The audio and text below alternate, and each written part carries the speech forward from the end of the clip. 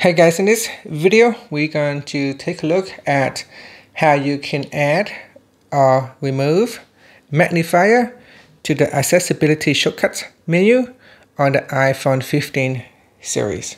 First, let's go back to the home screen by swiping up at the bottom of the screen. From the home screen, tap on Settings. Now in Settings, we scroll down and then tap on Accessibility. Then we scroll down to the bottom and tap on Accessibility Shortcut. Next, we scroll down and in here, tap on Magnifier. So tap on that to deselect or select Magnifier. This will allow you to add or remove it from the menu. So here I'm going to select it, and you can see when I triple click on the side button to open up the accessibility shortcuts menu. In here, Magnifier has been added in here as a menu item.